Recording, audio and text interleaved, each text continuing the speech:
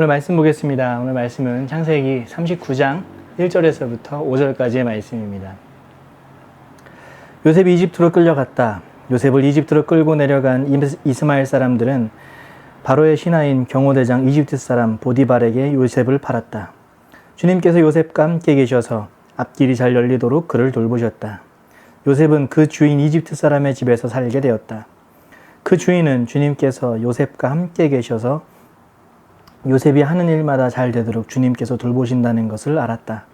주님은 요셉의 눈에 들어서 그를 신복으로 삼고 집안일과 재산을 모두 요셉에게 맡겨 관리하게 하였다.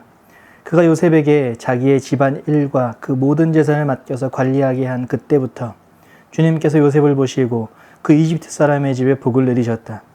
주님께서 내리시는 복이 주님의 집 안에 있는 것이든지 밭에 있는 것이든지 그 주인이 가진 모든 것에 미쳤다. 아멘. 우리가 지금까지 교회를 다니면서 신앙이 좋다 또는 믿음이 좋다 하는 사람들, 그런 사람들의 특징은 어떤 사람들일까요? 대부분이 아마 교회 봉사를 열심히 하는 사람, 또는 순종을 굉장히 잘하는 사람, 특히 목사님에게 순종을 잘하는 사람, 그런 사람들이겠죠. 또 기도 많이 하는 사람, 또 교회 일에 굉장히 긍정적으로 그리고 협조적으로 잘 협조하는 사람들, 아마 그런 사람들이 아마 교회에서 믿음이 좋다는 평을 받는 사람들이 아닐까 싶습니다. 그게 저였습니다. 제가 학생 때, 고등학생 때, 청년 때 정말로 주일이 되면 새벽부터 시작해가지고 저녁 10시까지 엄청나게 그냥 뭐 여기저기 다 뛰어다니면서 교회에 참여하지 않는 부서가 없을 정도로 그렇게 다니면서 교회 일을 많이 했었던 것 같아요. 그런데 여러분, 성경도 이런 사람을 진짜 믿음이 좋은 사람이다, 신앙이 좋은 사람이다 라고 평가를 하고 있을까요? 물론 믿음이 안 좋다고 얘기하진 않아요. 믿음이 좋지 않은 사람이다 라고 말하진 않습니다. 그런데 성경이 이것만 이야기하진 않는다는 사실이에요. 우리의 일상과 직장과 가정, 모든 인간관계에서의 믿음과 신앙을 함께 강조하고 있다는 거예요. 이걸 다른 말로 이야기하면 하나님과 사람, 하나님과 나와의 관계, 그리고 동시에 사람과 사람과의 관계를 동등하게 보고 계시다는 겁니다. 그래서 성경의 핵심을 예수님에게 어떤 랍비가 와서 물었죠. 예수님, 성경이 이야기하는 중심이 무엇입니까? 그때 예수님께서 그 랍비에게 대답하세요. 내 마음과 내 뜻과 내 정성을 다해서 주 여호와 하나님을 사랑하라. 그리고 나서 그 다음에 이야기하는 게 뭐예요? 둘째도 이와 같을진데 이웃을 내 몸과 같이 사랑하여라 라고 말씀하시죠. 그런데 지금까지 우리의 신앙생활, 우리의 교회는 지금까지는 예배와 기도와 말씀과 하나님과의 관계만 좀 강조해오지 않았나 라는 생각이 듭니다. 그렇다면 오늘은 좀 다른 부분에 강조점을 둬서 함께 말씀을 나누려고 해요.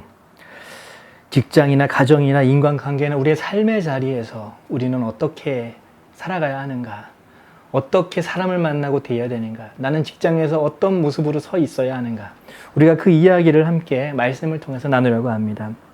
아마 이 이야기를 하기 위해서 대표적인 인물이 누가 있을까 한번 생각해 보니까 요셉이 아닌가라는 생각이 들었어요.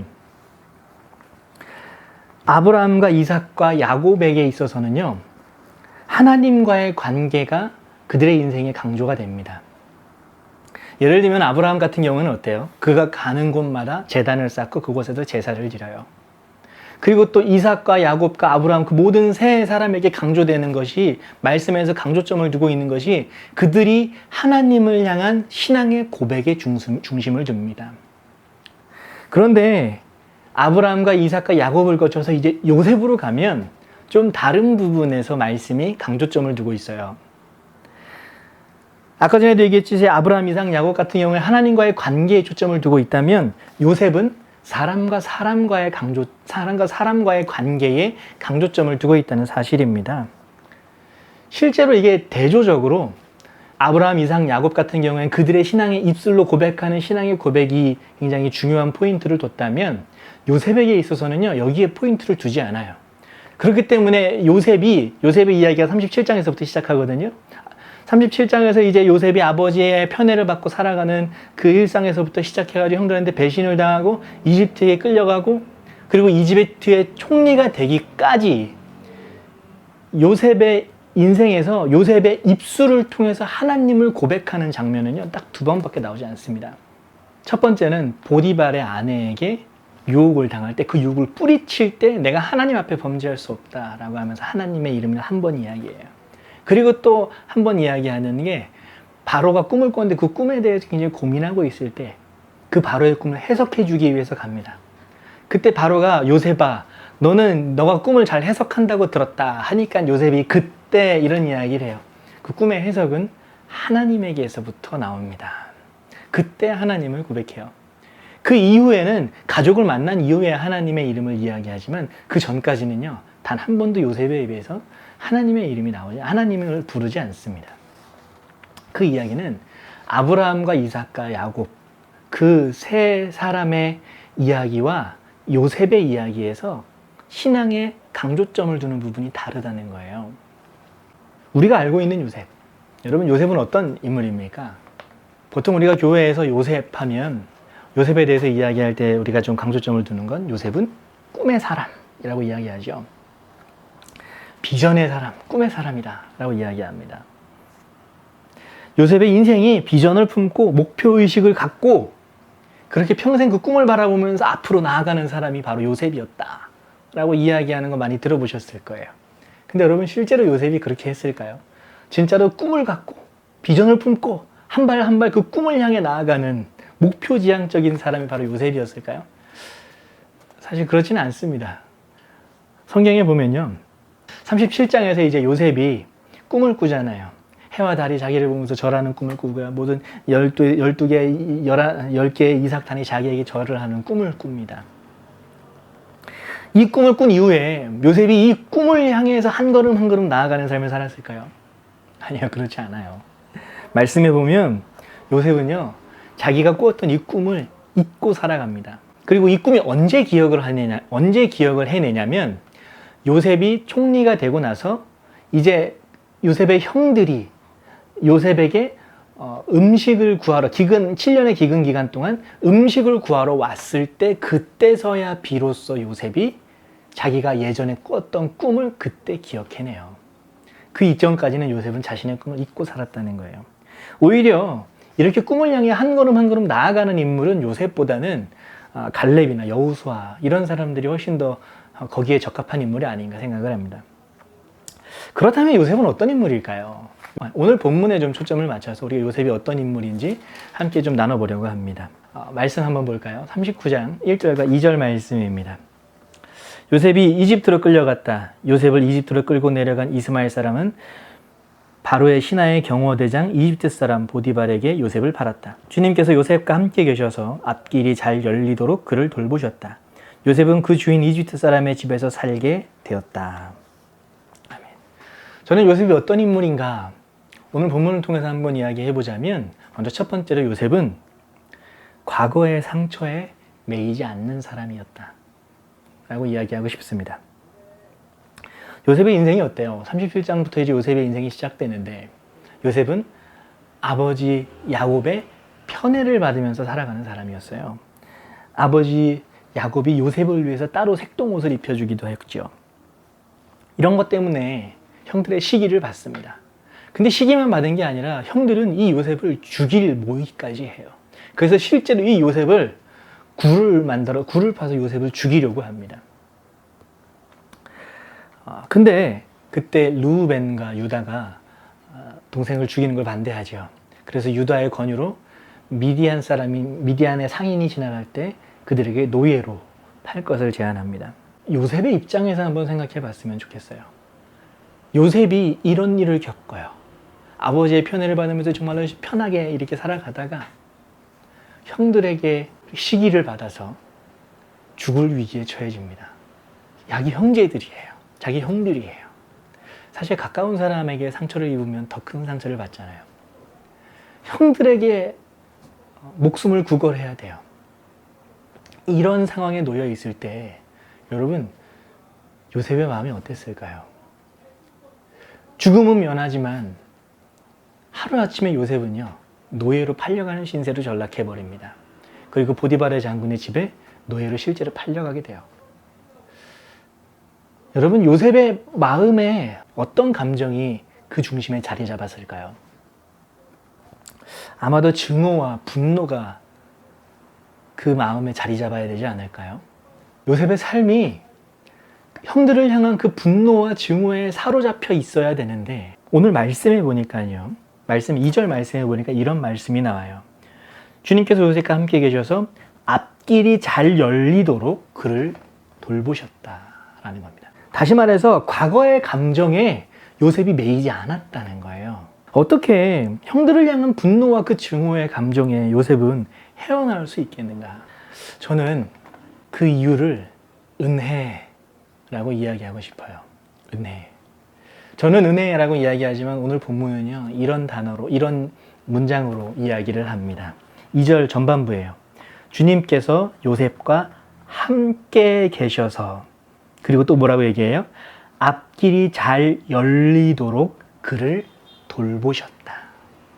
그를 돌보셨다. 어떻게 요셉이 이런 일을 겪고도 형들을 향한 분노와 증오에 매이지 않을 수 있었을까요? 요셉은 자신과 함께 하시는 하나님에게 그 마음을 풀어냈다라고 이야기할 수 있는 거죠. 본문에 보면 참 하나님의 섬세함이 이 본문에서 보이는 것 같아요. 앞길이 잘 열리도록 그를 돌보셨다.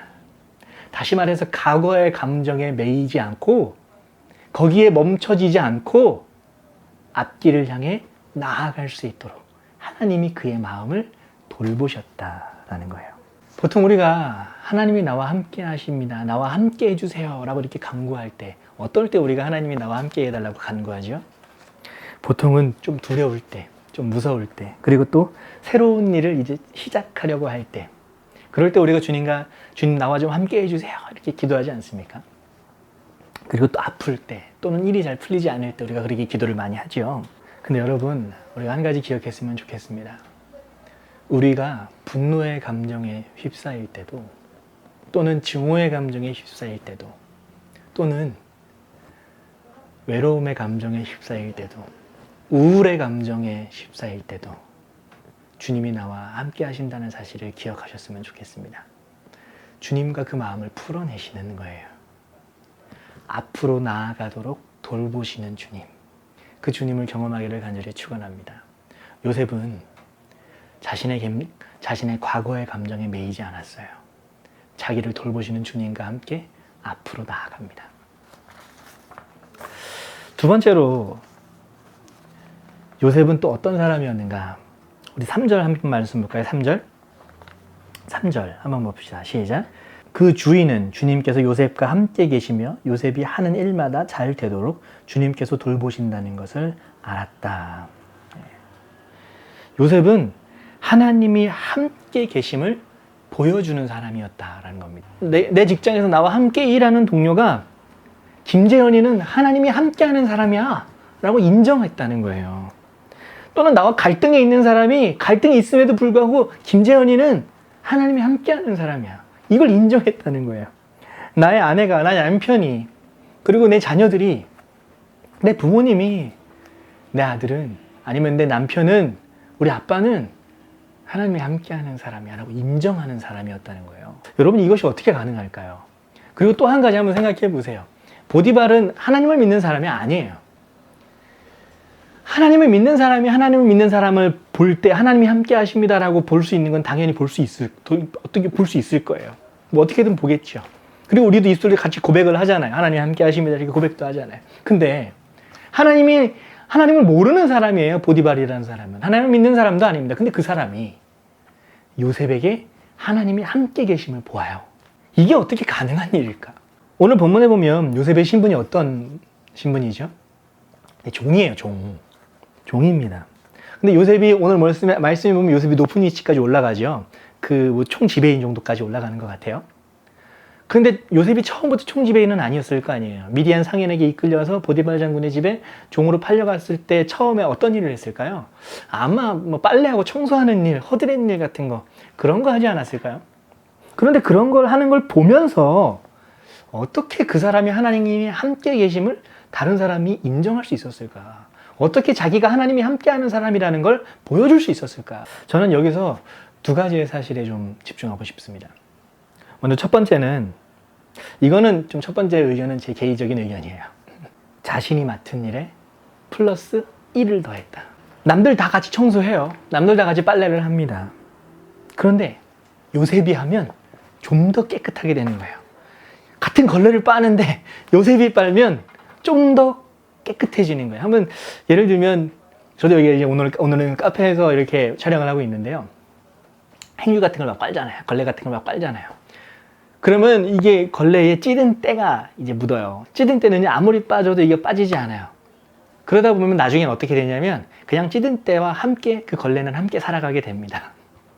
근데 요셉은 그 찌든 때까지 함께 빨았던 거예요. 그러지 않았을까요? 청소를 해요. 보통 대부분의 사람들은 그냥 겉에 보이는 부분만 청소해요. 근데 요셉은 어디까지 청소하는 거예요? 눈에 보이지 않는 것까지 다 청소를 하는 거예요. 다른 사람의 눈에 보이지 않는 것이 아마 요셉에겐 보였을 거예요. 그리고 그것을 처리해야 되는 일로서 인식하지 않았을까 생각이 듭니다. 어떻게 이게 가능할까요? 어떻게 이런 일이 가능할까요? 아마도 작은 일이라 할지라도 자기에게 주어진 일이면 최선을 다했다 라고 하기에는 좀 부족해요. 저는 여기에서 플러스 1이라는 게 무엇인가? 바로 마음이 아닌가 생각이 듭니다. 마음을 담아서 일을 했던 거예요.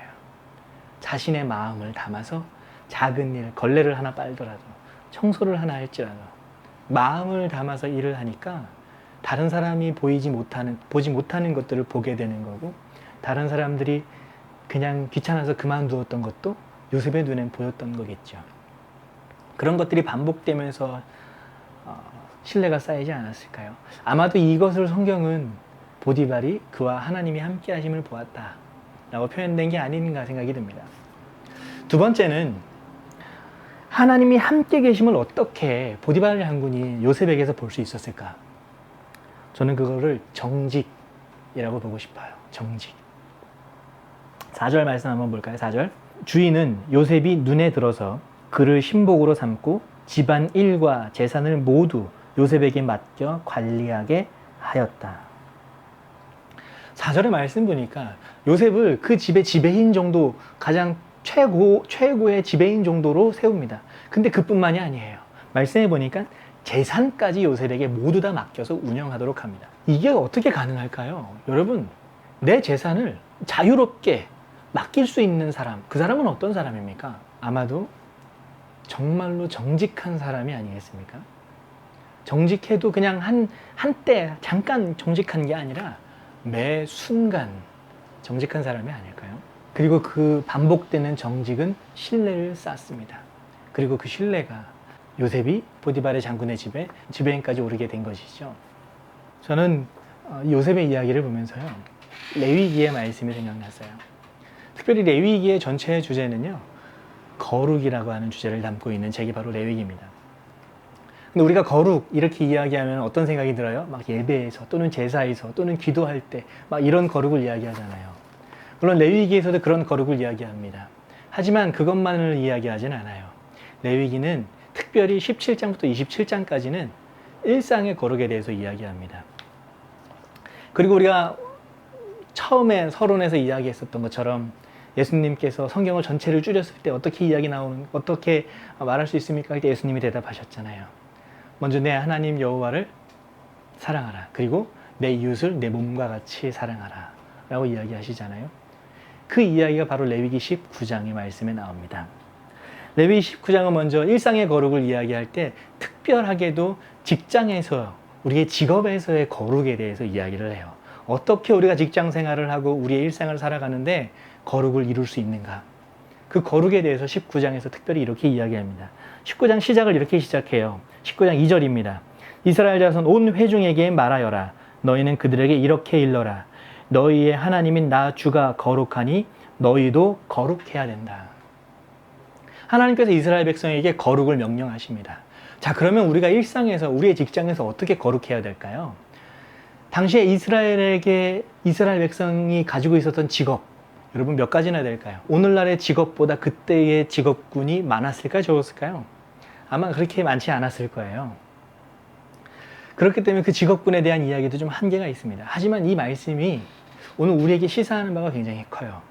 우리의 말씀을 한번 보도록 할게요. 레위기 19장 9절과 10절 말씀이에요.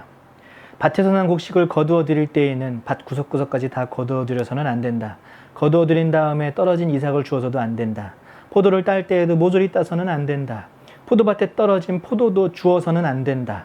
가난한 사람들과 나그네 신세인 외국 사람들이 죽게 그것을 남겨두어야 한다. 내가 주 너희의 하나님입니다. 농부의 거룩에 대해서 먼저 이야기하십니다.